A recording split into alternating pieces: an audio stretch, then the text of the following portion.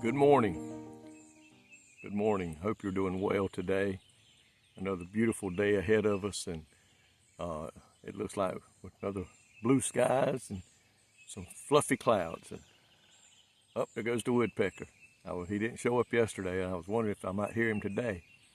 And it's amazing the animals that God created, that little bird can go over there and take that beak and just bang on that wood and it not give him a headache. It's just amazing to watch the creatures that God has put here on this earth. And I think that red-headed woodpecker is one of the prettiest birds around. And I'm just so thankful today to be able to hear them early in the morning. And I prayed today, I don't know when you'll see this, but it's Friday here. I pray that Sunday you'll be in church somewhere and worship with the fellow believers and have a good day in the Lord. I want to talk to you this morning about, when a person receives Christ into their life, there should be a change. And after Paul's experience on Damascus Road, he had to get away and learn what it meant to be a Christian. But in 2 Corinthians chapter 5, verse 17, it says, "Therefore, if any man be in Christ, he is a new creature. Old things have passed away. Behold, all things become new." Each born-again believer has to learn exactly what it means to be born again. As I was writing this down, I put down, one thing it means is that you are starting your life over. At whatever age it is you get saved, it's like you're starting your life over. And that's what, to me, it means to be born again. One of the biggest changes I think should come is that your desires and your want-tos are no longer what they used to be. Because the Bible says, it says right there, old things pass away. The desires we used to have, the places that we desired to go, the things we wanted to do. Not all are bad, but the ones that represent sin, that should no longer be a desire in our life. Not that we won't fight that desire, but it should not be something we want to do. You no longer want to go to the places you used to go. And I think this is a key part here. Those around you should be able to tell that there's a change. Something has changed about you. And I remember the guy came into work one morning, and you could just watch him, and you could tell something had changed. And twice in my life at work I noticed that. One of them walked into my office later on and told me he had got saved the night before. And we just cried a little bit together and rejoiced. And another guy, I walked up to him because I knew something had changed about him. And I said, "Man, what's different?" And he told me, "I gave my heart to the Lord last night." So there should be a change, and people should be able to see it. There should be a desire to go to church and be a part of a family of God.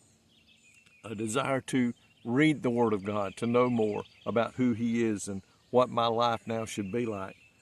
And a desire to learn more about your new life and your new way of living, your new walk and your new talk.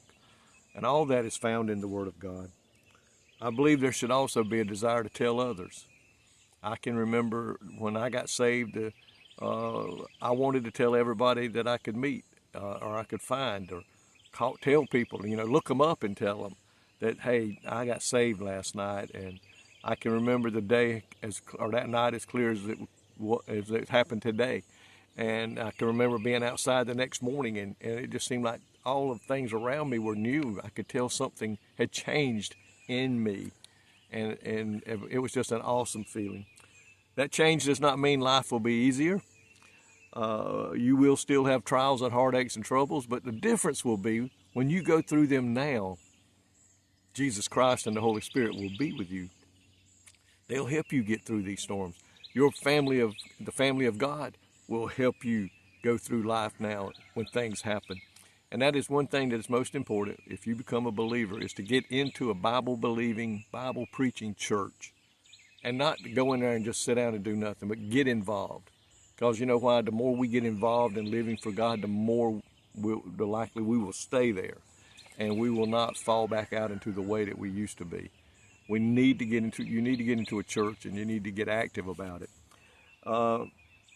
You will join the family of God. But you know what? One of the greatest things is you are now destined for heaven, because your name's been added to the Lamb's Book of Life. And my friend, you don't have to fear death anymore. You don't have to fear those around you, because now you are a child of God and you are a part of the family of God.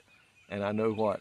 I pray today that if you're lost, you'll give God a chance. You'll give your heart to Him. And if you are saved, that you'll continue to draw closer to God. Find somebody that can become your accountability partner. And let's learn more about Jesus Christ today. I pray that God will bless you, give you a great day, and I pray that Sunday you'll have a great day in the Lord at church. And let's go to the Lord in prayer. Lord, we thank you today for this opportunity to thank you for saving us, Lord, and forgiving us of our sins. And I pray this morning, anybody that's listening that don't know you, that they will do that. God, let them become a new creature in you, that they will give their life to you. Be with us today, Lord. I pray, protect us, watch over us, and let us tell somebody today about you. In Jesus' name I pray. Amen. My friends, thank you for watching.